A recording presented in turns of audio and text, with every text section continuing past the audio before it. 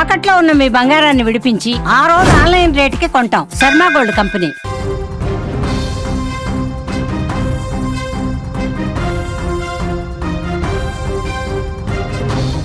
భారత్కి ఏమైంది? టీమిండియా ప్రదర్శన స్వదేశంలో ఎందుకు ఇలా తయారైంది? ఎక్కడ లోపం జరిగింది? ఆస్ట్రేలియా లాంటి కరుడుగట్టిన క్రికెట్ టీం కూడా మన దేశానికి వచ్చి మ్యాచ్ గెలవాలంటే పూర్తిగా చెమటలు చిందించి గెలవడానికి నానా రకాల ప్రయత్నాలు చేసినా కూడా అతి కష్టం మీద గెలిచేటువంటి అవకాశం ఉండేది. అలాంటిది వస్తున్నాయి వేరే దేశాలు, ఇండియాకు వస్తున్నాయి, ఆడుతున్నాయి, ఆరామ్సే సిరీస్లు గెలిచి వెళ్ళిపోతున్నాయి. మొన్న టెస్ట్ సిరీస్ క్లీన్ స్వీప్ అయిపోయింది.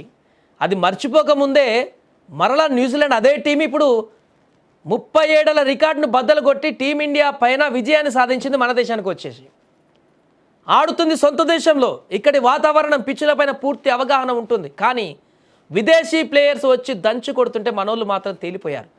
ఇంకా ట్విస్ట్ ఏంటంటే ఈ న్యూజిలాండ్ టీంలో 8 మంది టీమిండియాలో ఆడుతున్నటువంటి కొత్త ప్లేయర్స్. ఇక్కడ అనుభవం కూడా లేదు.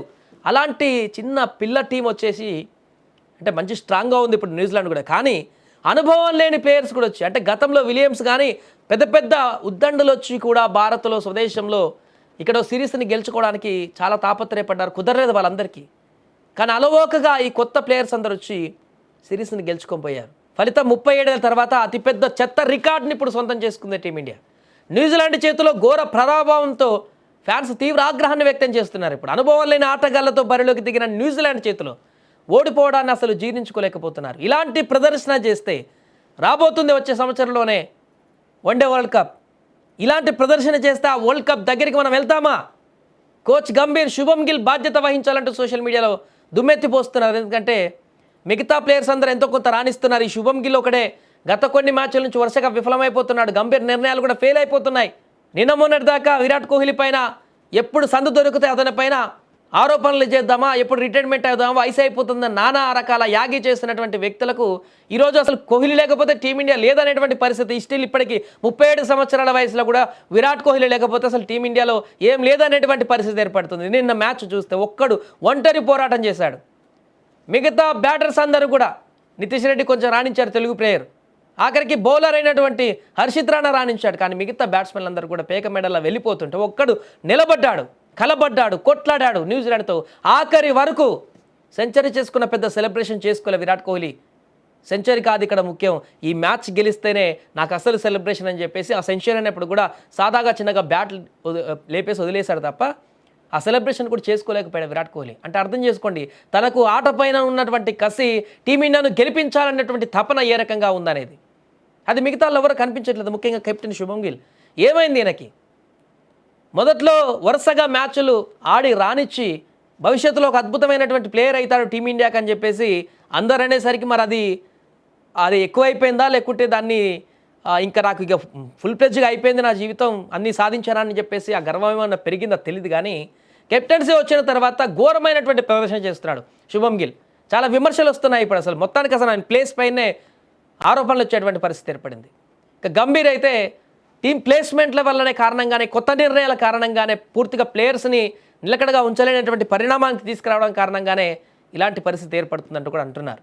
నిన్న ఇండోర్లో హోల్కర్ స్టేడియంలో జరిగిన చివరిదైన 3వ వన్డేలో భారత్ 41 పరుగుల తేడాతో ఓటమి పాలైంది. 3 మ్యాచ్ల సిరీస్ను న్యూజిలాండ్ 2-1 తేడాతో కైవసం చేసుకుంది. భారత గడ్డ పైన 37 ఏళ్ల తర్వాత వన్డే సిరీస్ను గెలిచింది కివీస్. ఈ మ్యాచ్లో 338 పరుగుల భారీ లక్ష్య ఛేదనలలో విరాట్ కోహ్లీ అద్భుత శతకంతో పోరాడాడు ఒక్కడే. యువాటగల హర్షిత్ రాణా, నితీష్ కుమార్ రెడ్డి అర్ధశతకాలతో రాణించినా కూడా ఫలితం లేకుండా పోయింది. నిర్ణీత ఓవర్లలో జట్టు లక్ష్యానికి 41 పరుగుల దూరంలో నిలిచిపోయింది. గత ఏడాది టెస్ట్ సిరీస్ను వైట్ వాష్ చేసిన న్యూజిలాండ్ పూర్తిగా భారత్ పైన వైట్ వాష్ చేసి వెళ్ళిపోయింది. ఇప్పుడు వన్డే సిరీస్ కూడా కోల్పోవడంతో అభిమానులు తీవ్ర ఆగ్రహాన్ని వ్యక్తం చేస్తున్నారు. ఈ ఓటమి పైన సోషల్ మీడియా వేదికగా అభిమానులు విమర్శలు కురిపిస్తున్నారు. ముఖ్యంగా హెడ్ కోచ్ గంభీర్ను లక్ష్యంగా చేసుకొని పోస్టులు పెడుతున్నారు. అదేవిధంగా కెప్టెన్ శుభం గిల్ ప్రదర్శన పైన కూడా తీవ్రమైనటువంటి ఆరోపణలు చేస్తున్నారు. ఈ రకమైన అంటే ఇది ఎందుకు ఇంత ఆగ్రహం వస్తుందంటే అభిమానుల కంటే, కొద్ది నెలల్లోనే వరల్డ్ కప్ ఉంది, వచ్చే సంవత్సరం ప్రపంచ కప్, వన్డే ప్రపంచ కప్ ఉంది. అందరికీ అది భారత కైవసం చేసుకోవడం ఎంత ఇంపార్టెంటో తెలిసిందే.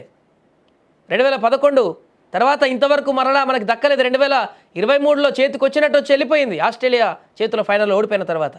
కానీ ఈసారి ఖచ్చితంగా మనం గెలవాలి, కప్పును ముద్దాడాలి వన్డే అని చెప్పేసి అనుకుంటే ఈ ప్రదర్శన చూస్తే భయం వేస్తుంది. ఖచ్చితంగా అభిమానులు ఆగ్రహం వ్యక్తం చేస్తారు. విరాట్ కోహ్లీ, రోహిత్ ఆడకపోతే, మిగతా వాళ్ళందరూ నడిపించేటువంటి పరిస్థితికి రాకపోతే, ఎందుకంటే వాళ్ళు ఇంకొక సంవత్సరం 2 సంవత్సరాలు ఆడతారు కావచ్చు, వరల్డ్ కప్ అయిపోయిన తర్వాత ఉంటారో మరి వారంతటి వాళ్ళు వెళ్ళిపోతారో తెలియదు. ఎందుకంటే ఏజ్ పైన పడుతుంది, అద్భుతమైన ఫామ్ ఉంది, బట్ వయసు కూడా ఉంది, వారు కూడా లైఫ్స్ ఉంటాయి, వేరే లైఫ్ చూసుకుంటారు. మిగతా జట్టేది, వీళ్ళిద్దరు లేకపోతే మిగతా జట్టేది అనేటువంటి ప్రశ్నలు ఇప్పుడు ఉత్పన్నమవుతున్నాయి. ఏదేమైనా నిన్న ఓటమి అయితే చాలా లెసన్స్ చెప్పిందని చెప్పుకోవచ్చు టీమిండియాకి.